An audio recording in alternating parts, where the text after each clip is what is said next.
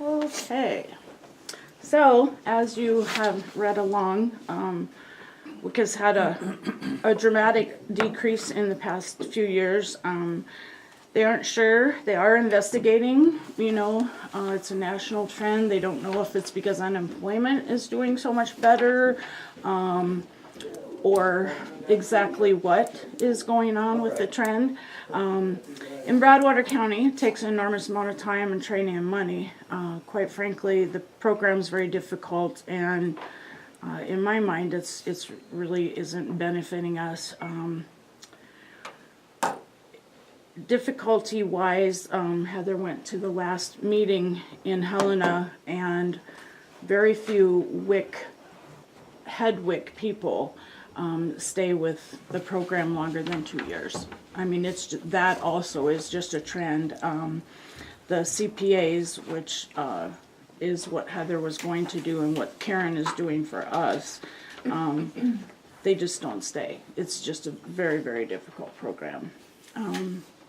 So, of course, y'all know that we've had just turnover after turnover that affected that program. Mainly because the program is designed to be managed by a registered dietitian, and also, quite frankly, they don't think that nurses are smart enough to do it, and I think that's why there's just so much training. Heather did have to take an additional 2 courses. Bless her heart, she did a lot of that on her own at home. Because she is an LPN and not an RN. It's not self-supporting. We use many general fund dollars to support this program. Since we're so close to Helena, it is really not a hardship for our people to go to WIC in Helena. 98 to 99% go to the doctor in Helena. They spend their dollars in Helena. They don't even get immunizations at our office, unless they're way, way behind and it's the day before school or something. Then we might get 1 or 2 of them. But really, the WIC program just doesn't make a difference in our community. Karen said that they had about 100 participants in Boulder, and only 6 or 7 families were using our outreach satellite program. They all went to Helena. So they shop there, they go to the doctor there, they get their immunizations there. Our local stores not benefiting, our immunization programs not benefiting. And Heather did call all the participants, and we had 0 that said it would be a hardship for them to go to Helena to get their WIC services.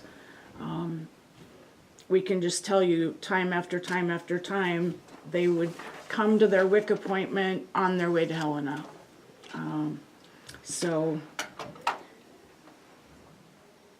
That's where we're at with that.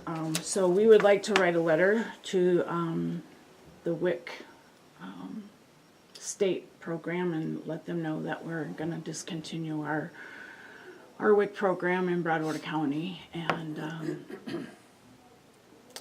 any questions? I think it's important to state that remind folks that we already agreed to send that letter 2 months ago. Mm-hmm. So that's, we've kind of started that already. Mm-hmm. The question I have of you guys is, so WIC is 1.5 FTEs, roughly. What could you do for the citizens of Broadwater County if you are not putting that time into WIC, and much of that is traveling to our neighboring counties, which it's nice to share resources, but what could you do for our folks if you weren't doing that? Well, we'd like to look into some grants, particularly for seniors now. So our plan is to offer more foot clinics. Right now, it's full all the time, our foot clinic, and so then they have to wait till the next month.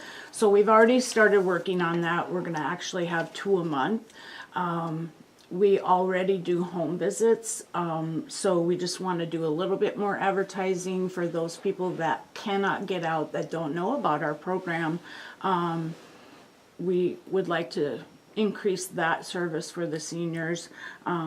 We are also kind of tossing around doing medication setups for our elderly. I know I have done that most of my career, and I know that, taking your medicine at the right time and, making sure that they get it and all that stuff is very important.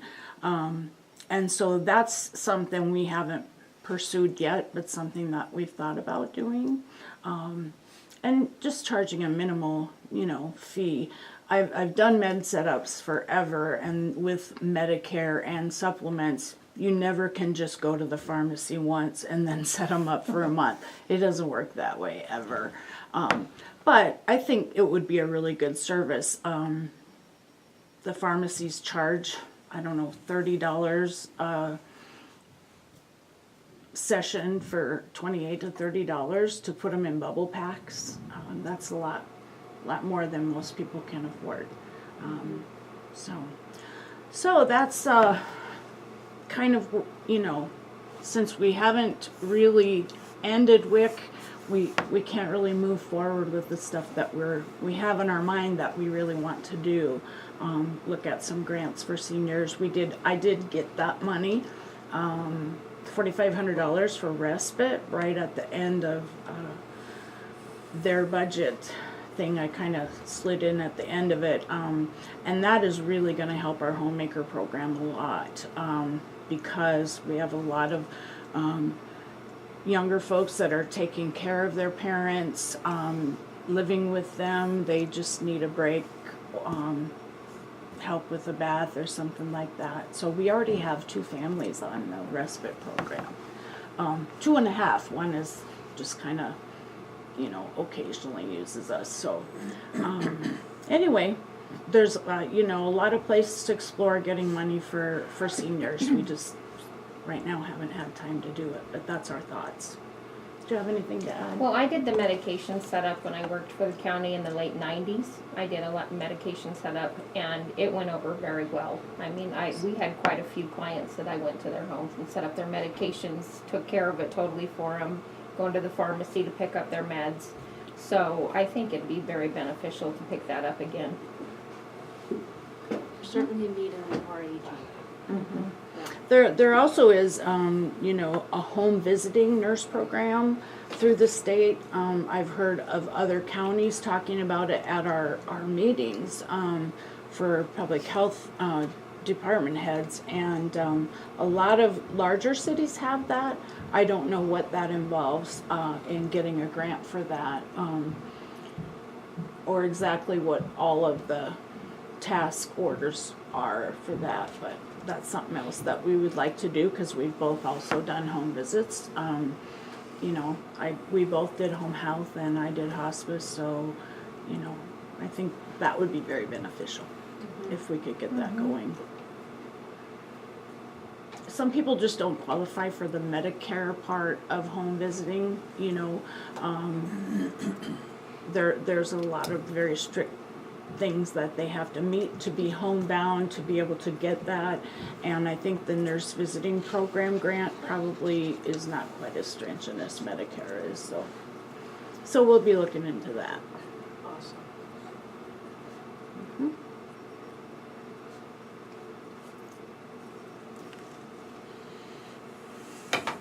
One of the things with WIC and the agreement is we're paying $45 an hour plus mileage for Karen. Now, for a program where there is a strong need, Mm-hmm. That's justifiable. But for a program that isn't paying for itself and probably hasn't for a very long time, that's a lot of money. And she is the one that approached you, November 20th, and said, I'm not coming to Townsend anymore. Correct. That's what she told me. Okay, so that's kind of put us in a bind, since we couldn't Right. get the training Mm-hmm. that we needed from the state.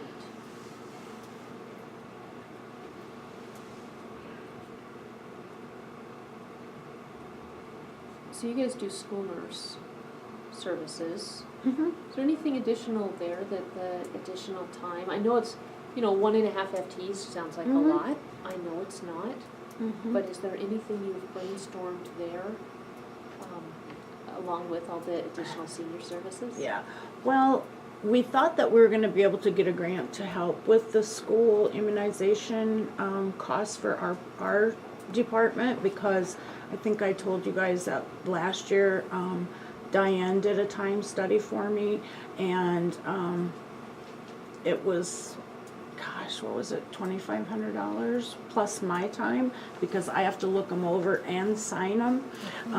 But just the time that she put into the school work was over $2,500 in wages. So we heard about a grant that, Marr County gets, but apparently it's kind of a one-time thing, we're not sure. We haven't actually contacted them. Well, you did contact them, and they said it was kind of just a thing that they had going with Marr County, so we have to do something with the school, somehow. When we have head lice outbreaks, I go over there for hours and hours, check children for head lice, and I know that the other counties won't do that. They just don't, they don't have anything to do with their schools, so.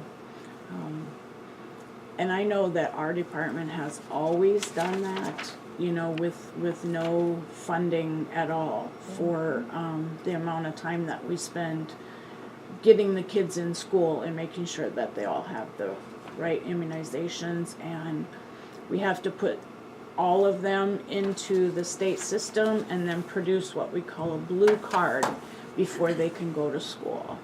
And so the ones that roll over every time are the kindergartners to first grade and the 7th graders, because they need their TDAP.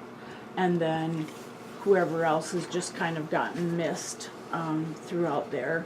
But then you have all the kids that are going into kindergarten that have to have immunizations and be updated in the system. So I didn't ever count the blue cards that we do, but I know it's a staff like that.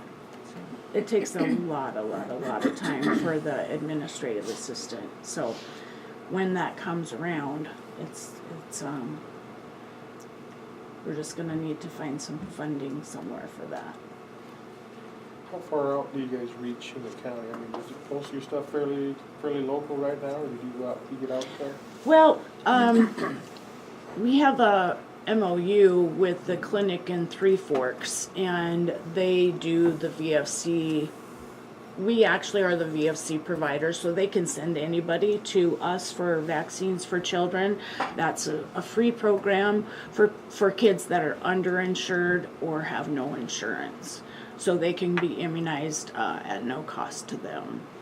And then the kids that are on Medicaid, we actually use that program, but we're able to recover some administration costs from the state at $21.32 a shot. So anyway, so we reach out to them on a yearly basis and let them know that they can send their kids over here, that we do have free vaccines, but they must just take care of it over there. How about your home health stuff? She's pretty much in town.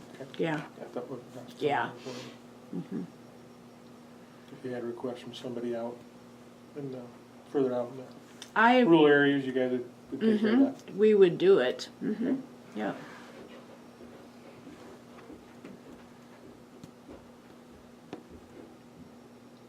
Well, it seems to me that the discussion is really how to better serve folks with the resources we have. Right. And if we don't have folks that need one resource or one service, putting more resources into it doesn't make a lot of sense. So I think your plan makes a lot of sense. And I think there's just absolute dire needs in the senior community out there. So I really appreciate you guys looking at those folks and doing what you can for them. Yeah. We just, we just feel like WIC is just not a win-win for us, like if they were spending all their benefits at Bob's, that would be great for the community. If they were getting all their immunizations through our department, that would be great, but they aren't. They just basically come in and get their card ready to be swiped and off they go, They so. want it filled before they get to Walmart, and that's what they tell us. Sure.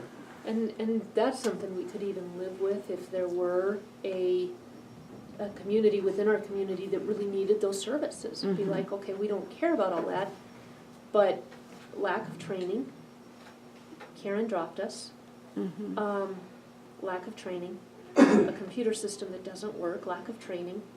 You know, you combine all those and it is not a recipe for success. And when we have such limited resources, I'm not sure that it's a good move for us fiscally or responsibly to our citizens to put so many resources into something that just we don't have a community for. Yeah. All right. So then, can we just make that recommendation that we write that letter, or is that already been done? That letter should have already been done and in the hands of DPHHS. Yeah. So I would expect that they have that and they've been fully informed at this point. And I think at this point, we'll just write it and see what happens. Thank you, ladies. Thanks, both of you, for everything.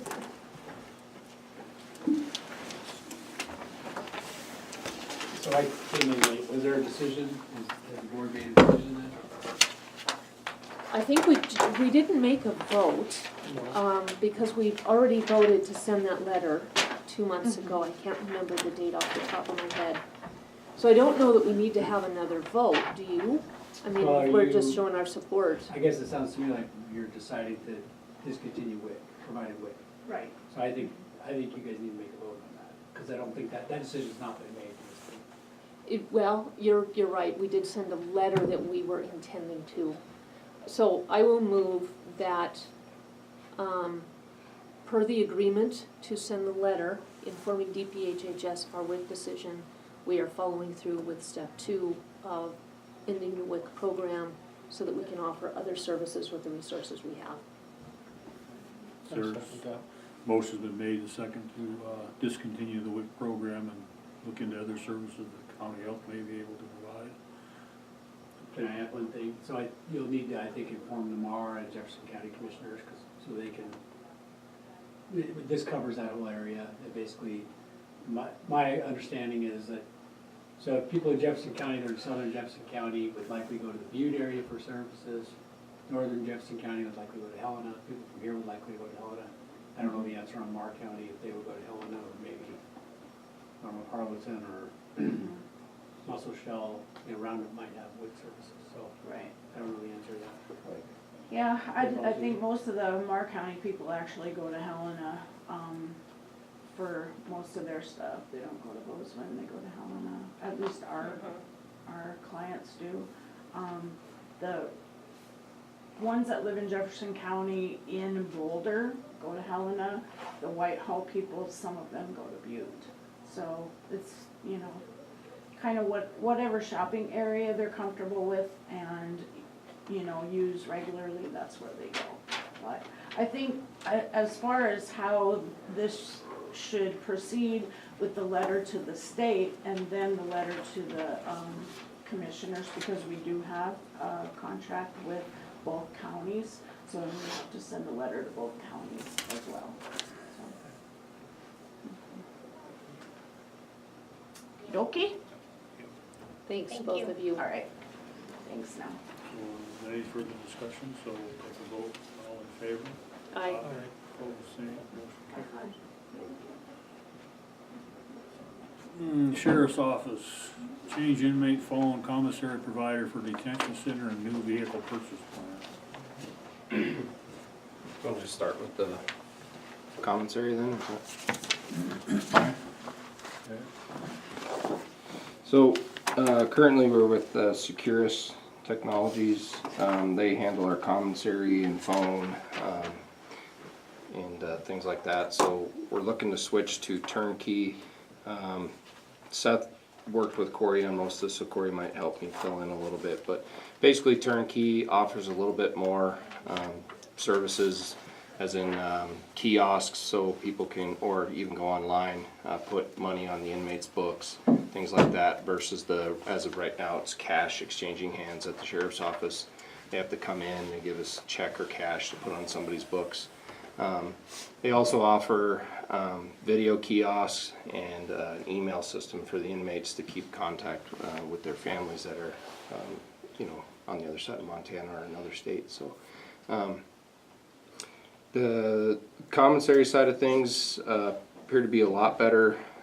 We're having a lot of grievances filed, or kites, I guess you'd call them, from the inmates on things not being available on the commissary system. It's constantly getting a list of a very large list, almost half that's not available, which causes issues with inmates, which things get, if you can keep them somewhat happy in there, and makes life a little easier. So Turnkey has a lot better selection of that. To my knowledge, this does not cost us anything. This is basically just, we get a percentage, they get a percentage, the same as Securus, the phone calls of commissary, things like that. So, anything, Corey?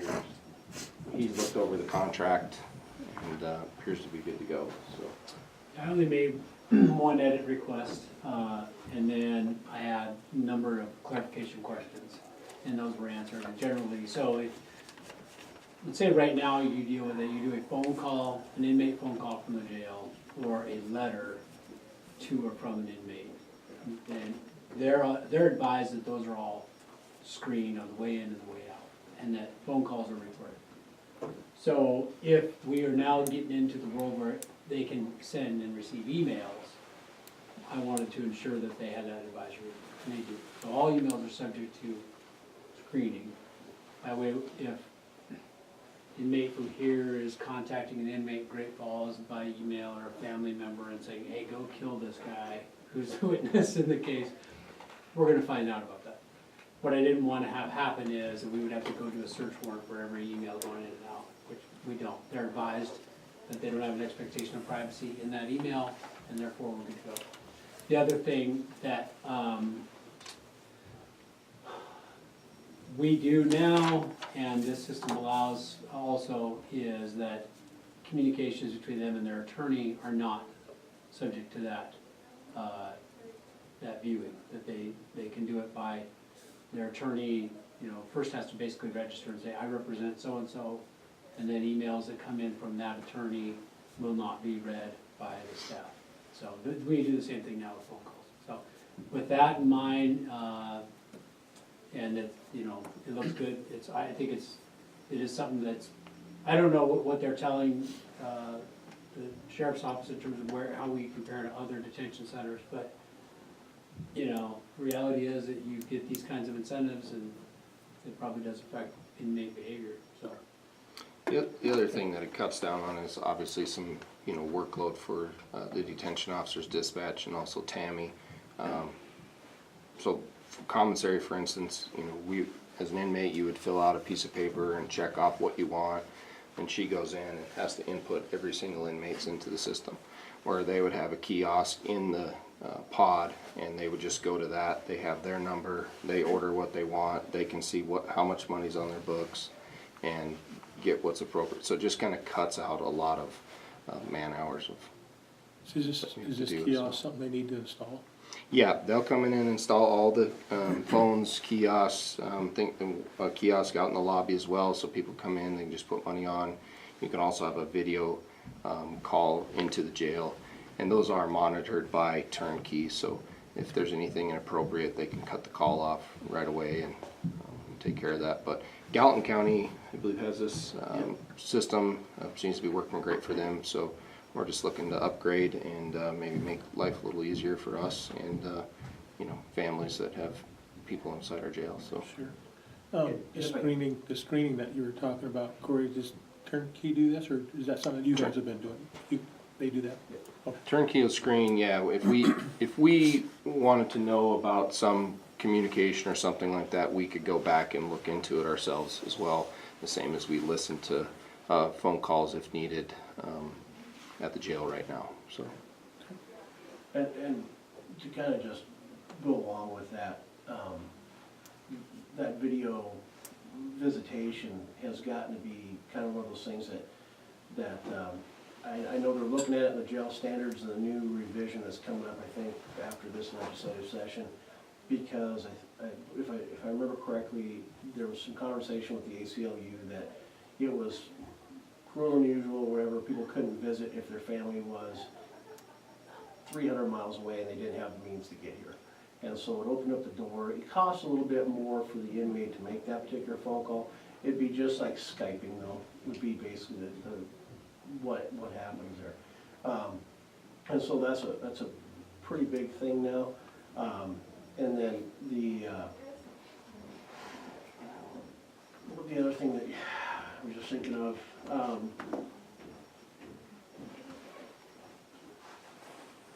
the only thing I don't think he said was that all that upgrade and everything, that turnkey does that. That's not something that down the road we have to worry about. Oh, we have to upgrade and here's a $500,000 bill. They come in, they upgrade it, they do. I don't know what the maintenance contract is on it, do you know? They take care of all the maintenance. Corey would probably have that answer better than I would, but it seemed like it was all. It was all encompassing, so. So there's a basic package, and then if you want to add additional kiosks, then you have to opt in to do that. Yeah, and we're not opting in. They have tablet options and things like that. We're not opting into any of that, as that would start costing us. So I think we're just doing one kiosk per pod and the one in the lobby, and then they're able to access it, family members, via the internet outside. So the other thing that just to bring you up on the visitation is sometimes we get on visitation days very packed in our lobby, get a little families upset when they're 5th, 6th in line, and they have to wait, a couple hours by the time they're up. So this hopefully will cut down on those people driving those distances and coming in and dealing with that. So. And the other thing that I think right now we have in our secure system, there's a way for a detainee or an inmate to make a clear complaint, which through the phone system. This one, I believe, my understanding is that they can actually email us. And so, instead of us trying to track them down, they can email, we get all that basically in a written format of what has occurred. So it takes one step out of where we're at right now. So, I think that's a bonus as well, So with that, I guess, do you guys have any questions or?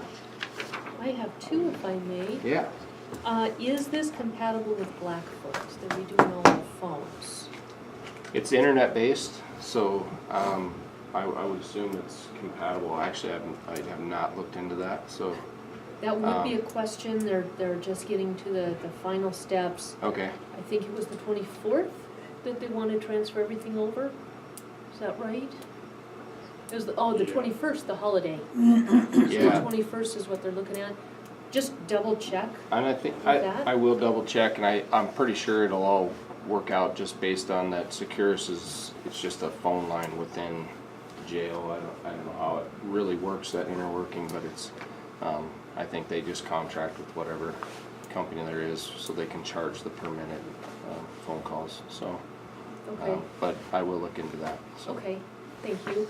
And then my other one, I think this sounds great, because I do know if we can keep the peace, over there your lives are a whole lot easier. Yeah. So it makes good sense. But I do have to ask, is there a cost, and what is the cost? Is it more than we're paying now for commissary and? We don't pay any services? for commissary or the services. We get a percentage of what is spent. The company It's a gets a user fee. percentage. Yeah. It's user free, so the inmates have to put in money to pay for a call or commissary. So it doesn't cost Broadwater County anything? No, it would Nice, cost okay. if we went up to the next package, basically, where we Okay. would get tablets and things, but I just don't see a need for that. I think that's going a little over. well. And the nice thing about that, with the kiosk, where people can come in, it takes that hand-to-hand cash deal completely out. So my detention staff and dispatchers, they're not having to handle that money. that they can come in, they can slide a $20 bill in the machine, they can type in who they want to go to, walk away from it, and then I believe, I thought somebody came in and emptied that out, on a basis, but I might be wrong, I thought that's what they did.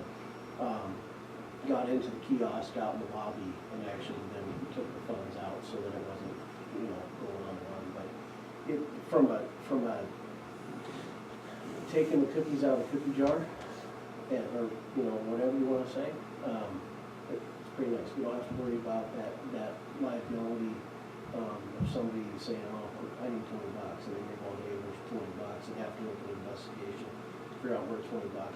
So, from that aspect, it's beautiful, so. All right, So I like- like it. Like for instance, when an inmate deposits money, they charge a $2 convenience fee in the lobby for the kiosk in the lobby. So they can go to the provider, and then it goes on to about 70% and 30% of like visitation, phone calls, things like that. So. Trying to see another example here.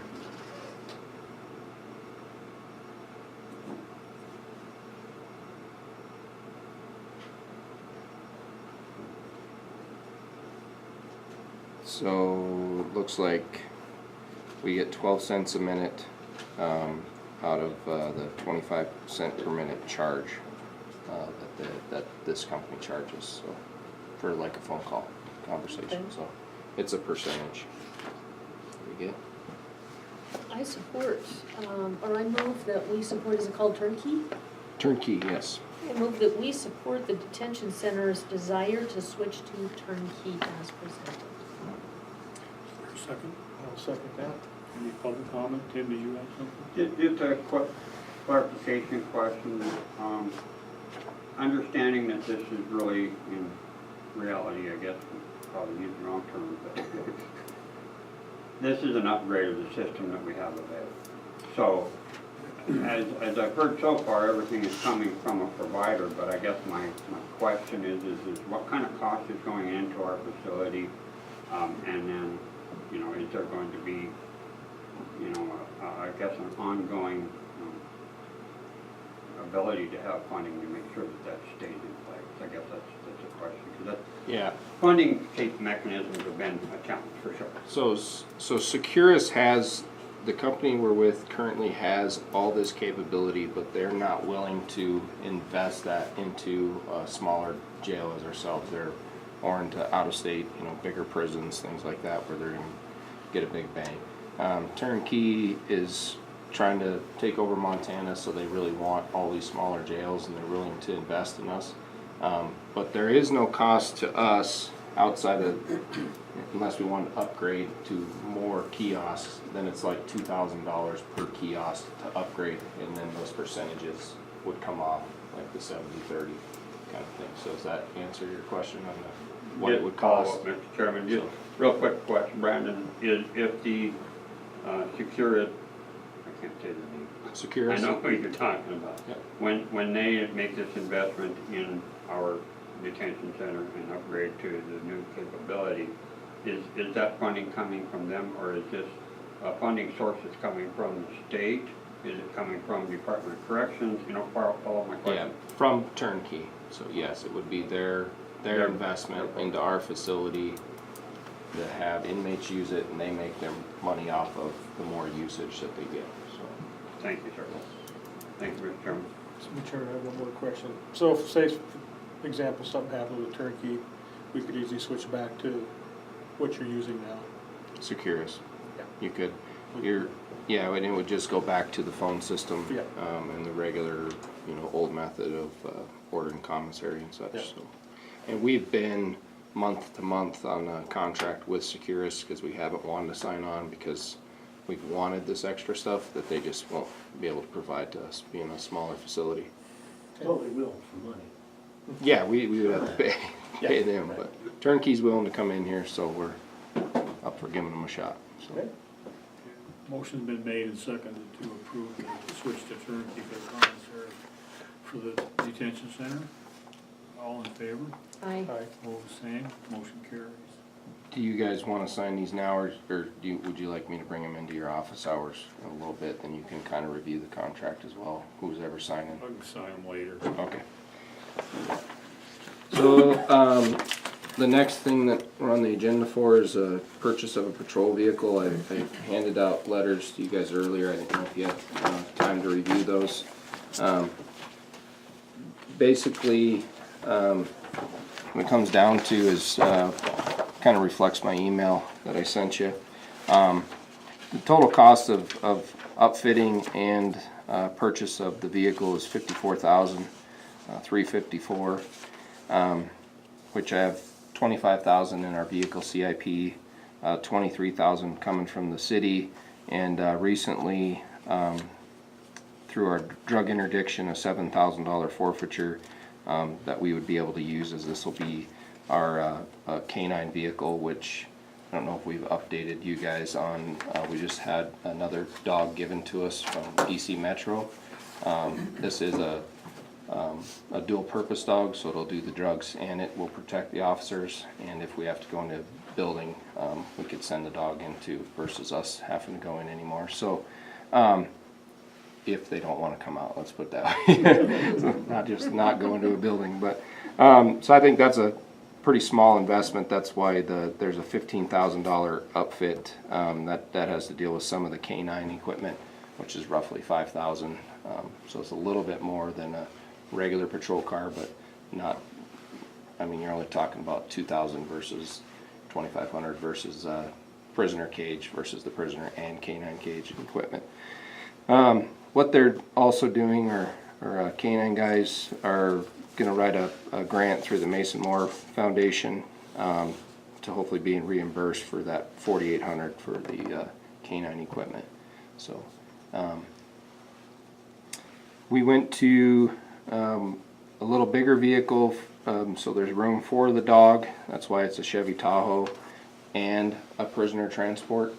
The other side of that also is Ford next year is going to be redoing their Explorer, and I didn't want to buy a car that's you're not going to be able to transfer that equipment over down the road. So hopefully Tahoes don't change and stay with it for a while. That's some of the issue with some of our equipment is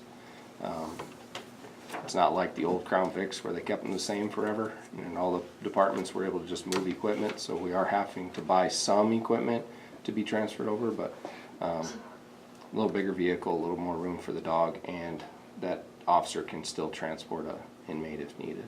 So with that, I guess, are there any questions? Not from me, this is a good sound plan, and I like the idea of another canine. Congratulations. Thank you. Yeah. His name's Moose, and he's got a neck about that big, I swear. Seems friendly, but he's intimidating. And I bet he's serious when he needs to be. I bet he is. I bet he is. He's a good dog. It's a 3-year-old German Shepherd, so we'll have lots of years.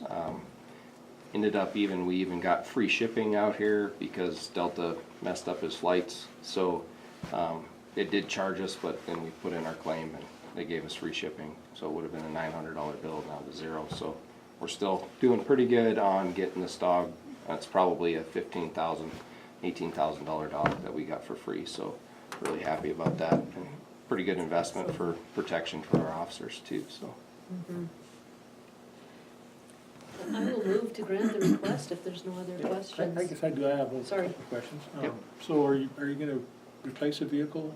Yeah, oh, sorry, that brings me into, yeah, the bottom part of this is we want to take our Ford Explorer that has the highest miles, we're gonna rotate that out. Our plan is to put that into the detention transport division.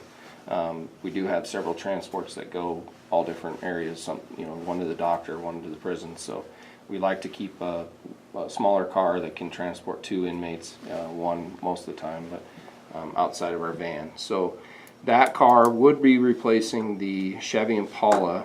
I've talked to the city, they've expressed interest into obtaining that Impala because it does have a canine cage. It used to be my vehicle.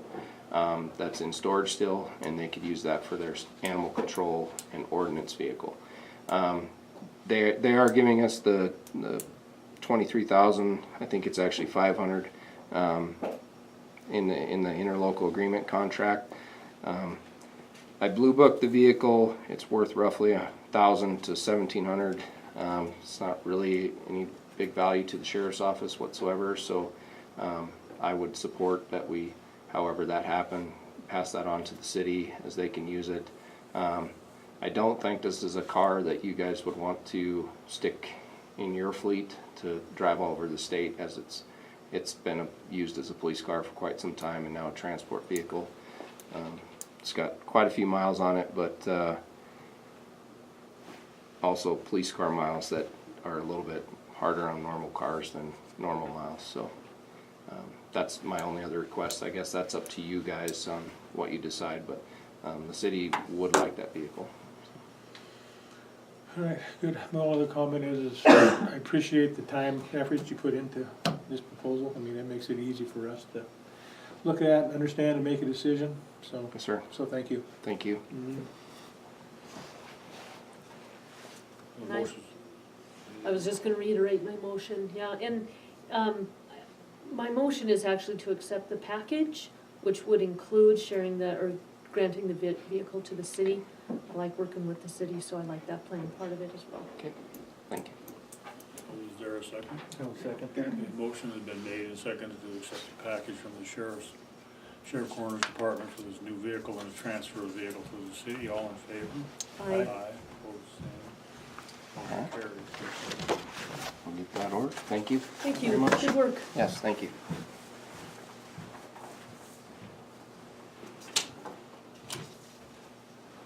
Okay, 2 o'clock, Sage Hills subdivision.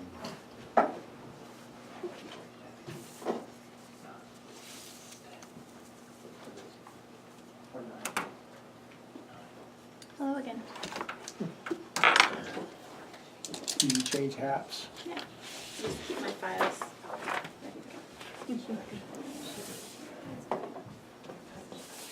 So this is the final plat of the Sage Hill minor subdivision. This is just east of the Springville platted town site, which is in this area. This is Springville Road.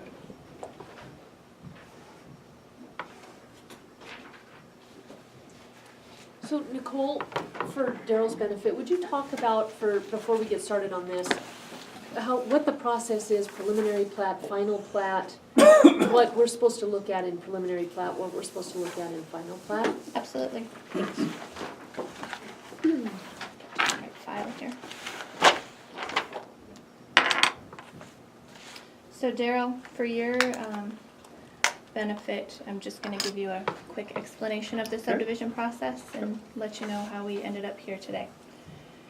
The developer or the developer's representative brings to me a subdivision application, which in this instance looks like this. In this application are all of the items outlined in our subdivision regulations, as well as Montana Code annotated on items that need to be included in a subdivision. So this comes to me.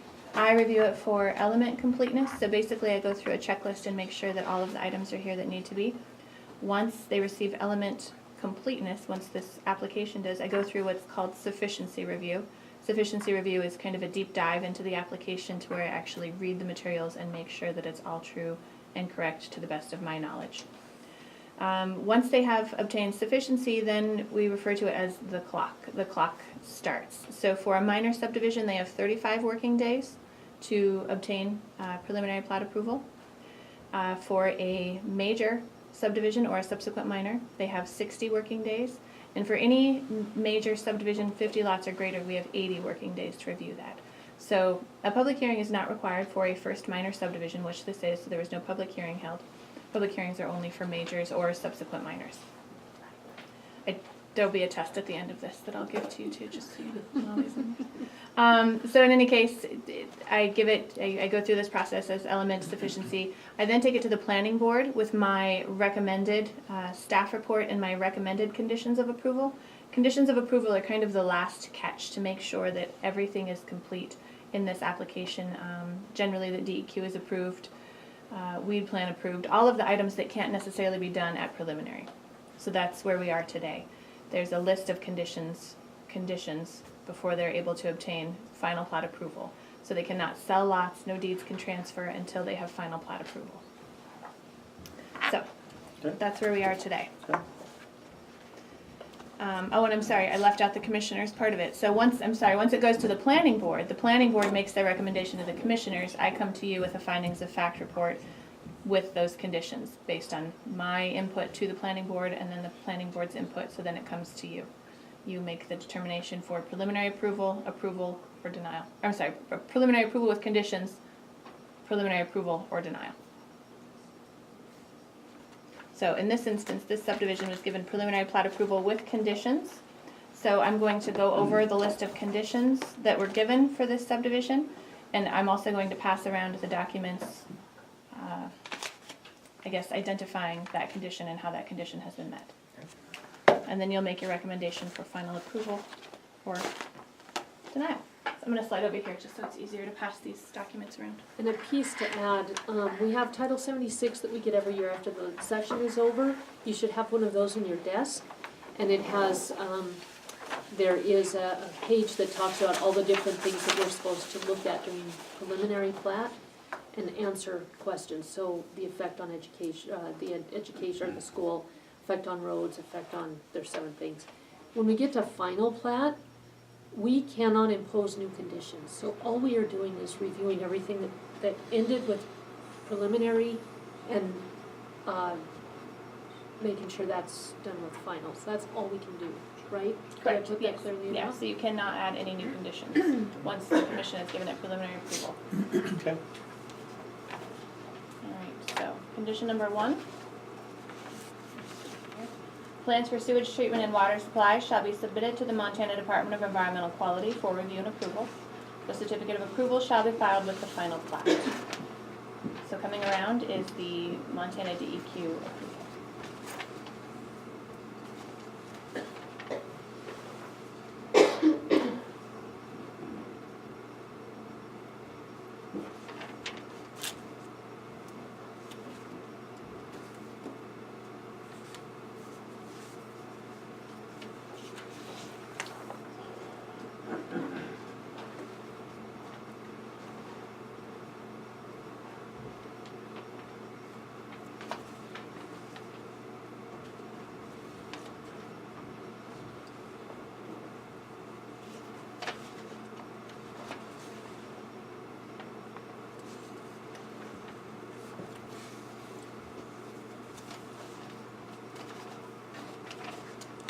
Number 2, coming around, prior to any development and or soil disturbance, a weed management plan for the proposed development shall be submitted to the county weed district for review and approval. All specifications and requirements of an approved plan shall be met. So here you have the signed and approved weed management plan.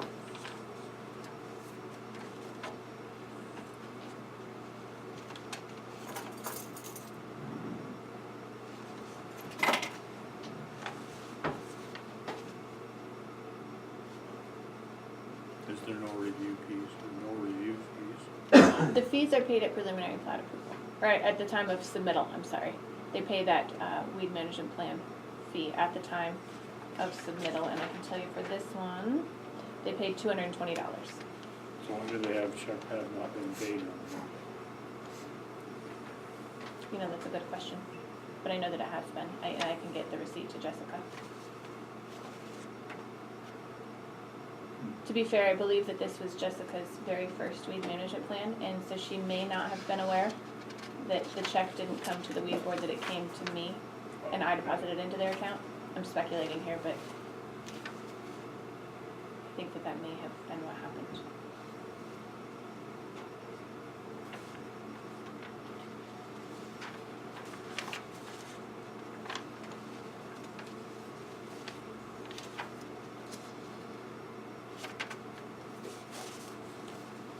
Number 3, I don't have anything to show you. Number 3 states the applicant will be required to submit the final plat drawings in electronic format to Broadwater County in ArcGIS, AutoCAD, or MicroStation format. Additional materials may be requested by the county in electronic format to facilitate review of application materials. And as per usual, I have those stored on my computer, should you desire to take a peek at them.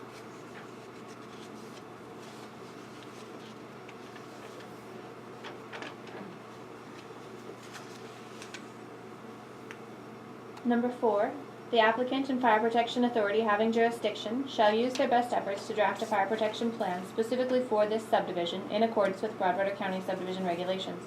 The plan shall be equally acceptable to the FPHJ, the applicant, and the county governing authority. The plan shall adequately address the fire risk analysis, all findings of fact, and appropriate mitigation measures. In the event the parties are unable to come to an agreement by the time of final plat submittal, the applicant shall become eligible to provide the per lot cash in lieu fee for water supply as may be defined in the Broadwater County subdivision regulations in effect at the time of submittal. And here I have a check. It includes the 5,000. I'll pass that around if you'd like to see it. It includes the 5,000 as well as for road construction, which is for another condition coming up here. So they opted not to do the fire with sale of the lots? Correct. Mm-hmm. Yep, he just wanted to write the check now and be done with it, so there will be no liens filed on these lots. Oh, smart. So, Okay. if you decide to give final plat approval today, I will deposit that into the Broadwater County Rural Fire Department fund today, Okay. that portion of it, 5,000.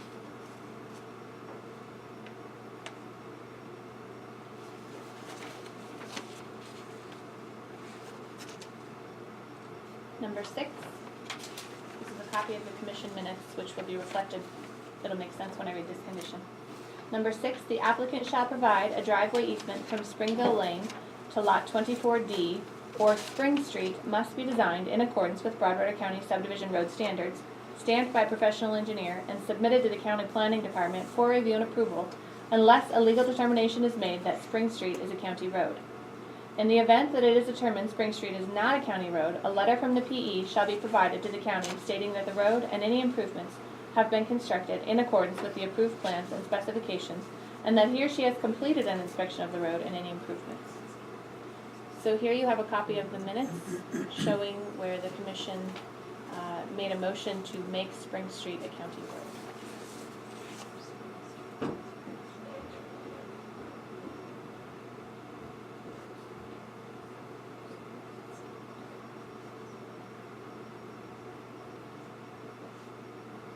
So I'm going to read this first part of the condition again, just to make it clear. The applicant shall provide a driveway easement from Springville Lane to Lot 24D, or Spring Street, must be designed in accordance with Broadwater County subdivision road standards, stamped by a professional engineer, and submitted to the county planning department for review and approval, unless a legal determination is made that Spring Street is a county road. Okay, so can you show me out here where that Can. would be? Yep. So this is Spring Street here, and so this is intended to provide access to 24D. And the motion was made to make Spring Street, I believe. How does that motion read? Recognize All Springville streets as county roads. streets. Okay, so all of the Springville streets as county roads. So this condition doesn't give an if then. It simply says unless Spring Street is determined to be a county road, and nothing further. So in reading through this condition, I don't see where the developer is required to do anything more with Spring Street, since it has been determined to be a county road.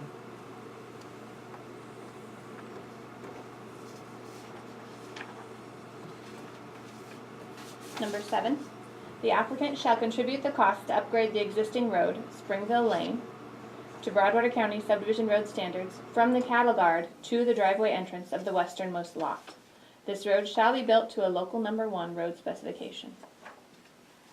So here you have coming around a bid to upgrade that road, and if you note on the accompanying sheet with that check, that dollar amount is included in that check. There.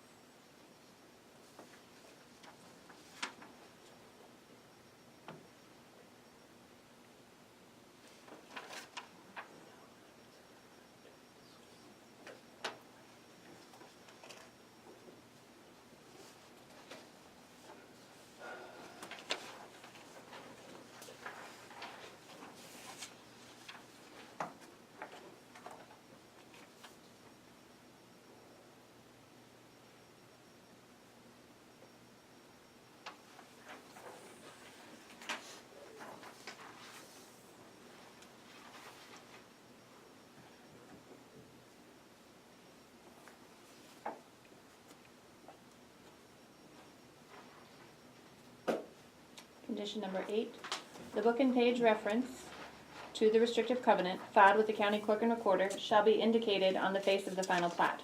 In addition, restrictive covenants, revocable or alterable, only with the consent of the Board of County Commissioners, shall be placed upon the property and shall provide for the following. Subitem A, notification of the potential health risk from radon concentrations and that such risk can be evaluated through soil tests and mitigated through radon abatement techniques incorporated into structures. B, a notification that all dwelling units within the subdivision should be constructed to specifications which meet or exceed equivalent provisions in the applicable state building code for this seismic zone, which is Zone 3. C, any additional replacement or relocated utility lines shall be installed underground in accordance with county subdivision regulations unless otherwise determined by the utility provided. D, any exterior lighting shall be directed downward to minimize visibility beyond the property line. E, a waiver of the right to protest to join a special district for the purpose of providing community water and/or wastewater treatment system improvements and/or maintenance. F, a restrictive covenant binding the landowner, any heirs, successors, and assigns, and all future owners of property within the subdivision, agreeing therein to hold Broadwater County harmless and indemnify Broadwater County from all claims, demands, obligations, suits, causes of action, damages, and liability, including the county's costs and attorney's fees arising in any manner whatsoever out of or relating to the existence, use, operation, repair, and or maintenance of the following.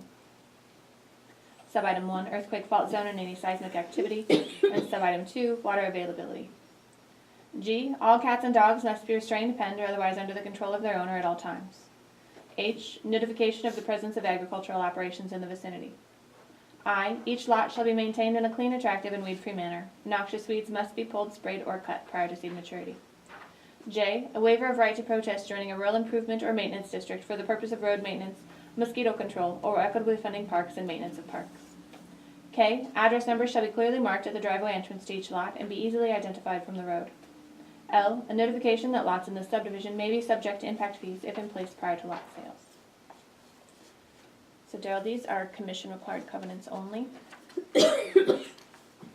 So if any of the homeowners or the developer at any point in time wanted to amend only these conditions, they would have to come before this board and make that request.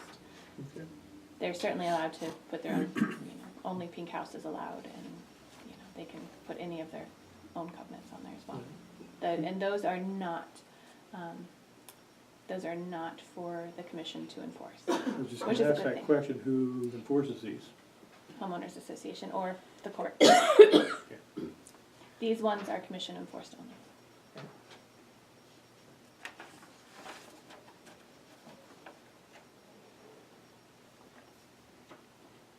9A, prior to filing the final plat, the applicant shall provide proof that all taxes and special assessments assessed and levied on the property are paid for the current tax year, including any past delinquencies.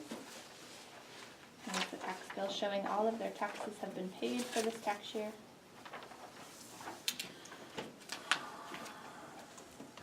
And the final item, provide documentation and abstract of title or platting certificate showing that the applicant is the lawful owner of the property with the apparent authority to subdivide the same, showing the names of lien holders or claimants of record and the written consent to the subdivision by the owners of the land, if other than the applicant, and any lien holders or claimants of record against the land.